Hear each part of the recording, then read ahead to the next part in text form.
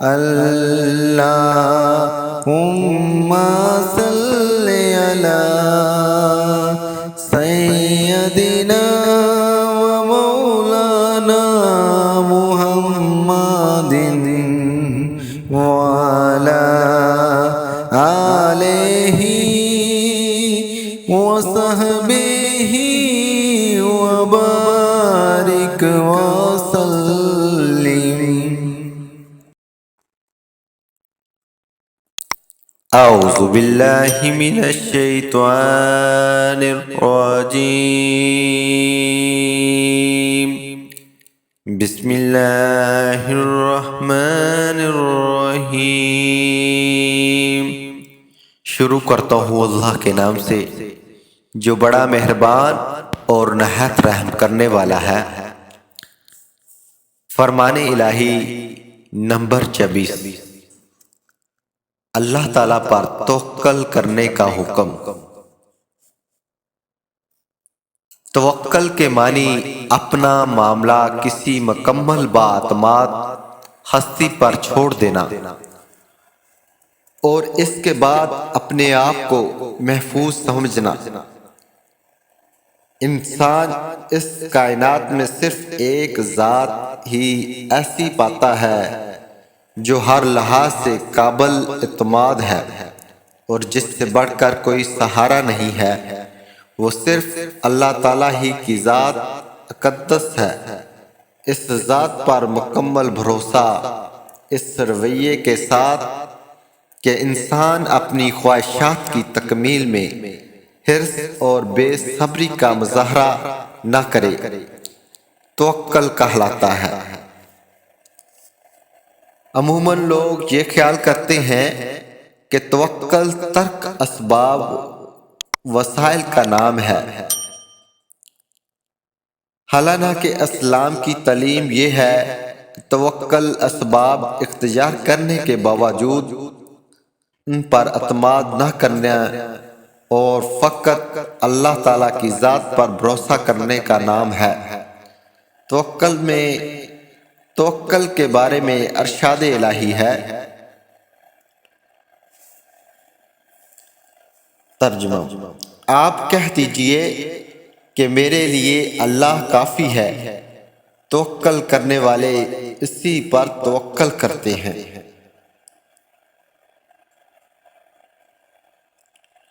وَتَوَکَّلْ عَلَى اللَّهِ وَكَفَى بِاللَّهِ وَکِیلًا، آپ اللہ پر بھروسہ رکھیں اور اللہ کافی کار ساز ہے۔ اور اللہ پر توکل کرو اگر تم مومن ہو۔ اللہ کے سوا کوئی معبود نہیں اور مومنوں کو اللہ ہی پر توکل رکھنا چاہیے۔ ایک جگہ اور ترجمہ: آپ کہہ دیجئے کہ وہ بڑے مہربان ہیں، آپ اس پر ایمان لائے اور ہم اس پر توکل کرتے ہیں۔ توکل کو ایمان کا جز کہا گیا ہے۔ اگر اللہ تعالیٰ کی ذات پر ایمان ہوگا تو اس پر توکل اور اعتماد بھی ہوگا۔ اگر اللہ کی ہستی پر توکل نہیں ہے تو ایسی صورت میں ایمان بھی کامل نہیں ہے۔ قرآن مجید میں ایک اور جگہ ارشاد الہی ہے کہ وہی مشرق اور مغرب کا رب ہے اور اس کے سوا کوئی معبود نہیں، اسی کو اپنا کارساز بناؤ۔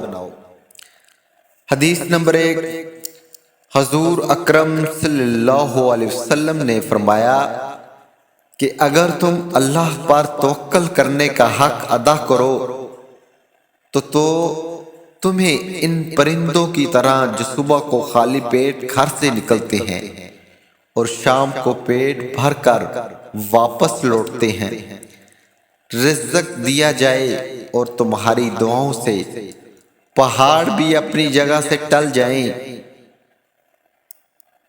حدیث نمبر 2، حضور اکرم صلی اللہ علیہ وسلم نے ارشاد فرمایا کہ جو شخص اللہ تعالیٰ کی طرف متوجہ ہو گیا اللہ تعالیٰ اس کی ہر ایک ضرورت کے لیے کافی ہے اور اس کی ایسی جگہ سے رزق پہنچاتا ہے کہ اس کو خیال بھی نہیں ہوتا، اور جو شخص دنیا میں منہمک ہو گیا اللہ تعالیٰ اس کو اسی کے حوالے کر دیتا ہے۔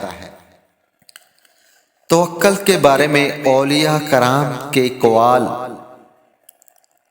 نمبر 1، حضرت معروف کرخی رحمۃ اللہ علیہ فرماتے ہیں کہ اللہ تعالیٰ پر توکل کرنے والے مخلوق کے زر سے محفوظ رہتا ہے۔ نمبر 2، ایک صوفی بزرگ حضرت بابا قطب دین منور رحمۃ اللہ علیہ فرماتے ہیں کہ جب انسان کسی رائے پر مستحکم انداز میں ڈٹ جائے اور اللہ پر بھروسہ رکھے کہ وہ مدد فرمائے گا، تو پھر اس پر دنیا کی کوئی طاقت غالب نہیں آ سکتی۔ اللہ تعالیٰ توکل کرنے والے کو بہت پسند کرتا ہے۔ انسان سوچے کہ اگر اللہ تعالیٰ ہی اس کا ساتھ چھوڑ دے تو پھر دنیا میں وہ کون سی طاقت ہوگی جو اسے ذلت پستی کی دلدل سے بچا سکے گی۔ اس لیے سچا مومن اللہ پر توکل کرتا ہے اور اسی پر بھروسہ رکھتا ہے۔ نمبر 3، حضرت خواجہ معین الدین چشتی رحمۃ اللہ علیہ فرماتے ہیں کہ متوکل وہ ہے جو مصائب اور تکلیف سے بے حال ہو جائے مگر حرف شکایت زبان پر نہ لائے۔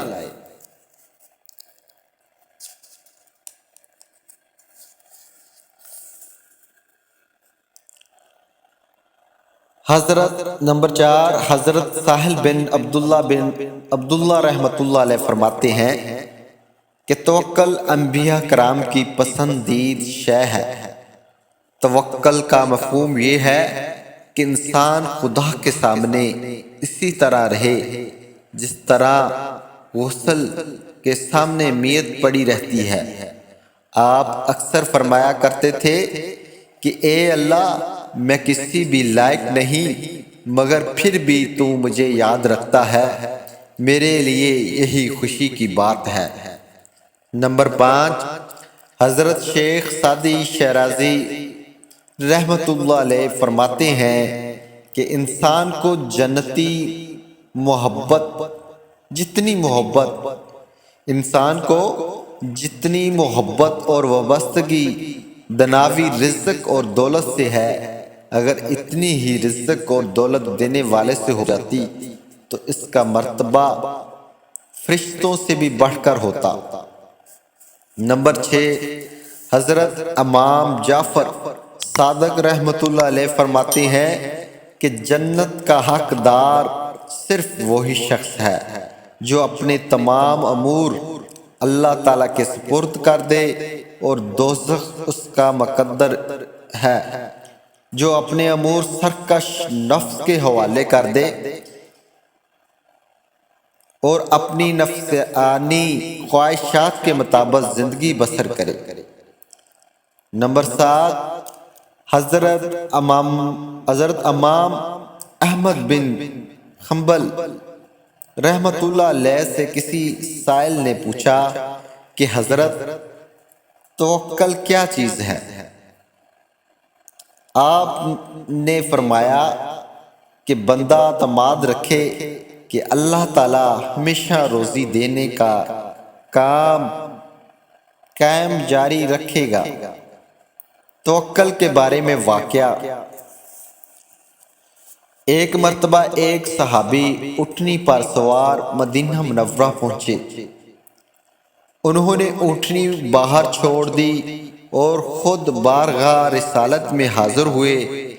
جب یہ صحابی حضور اکرم صلی اللہ علیہ وسلم کی خدمت میں حاضر ہوئے تو آپ صلی اللہ علیہ وسلم نے پوچھا کہ اپنی اونٹنی کہاں چھوڑ آئے؟ انہوں نے عرض کیا کہ یا رسول اللہ، باہر اللہ کے توکل پر چھوڑ آیا ہوں۔ آپ صلی اللہ علیہ وسلم نے ارشاد فرمایا، پہلے اس کو کسی چیز سے باندھ کر آؤ، پھر اللہ تعالیٰ پر بھروسہ کرو۔ ترجمہ: آپ مسلمان مردوں سے کہہ دیجئے کہ وہ اپنی نگاہیں نیچی رکھیں، اپنی شرمگاہوں کی حفاظت کریں۔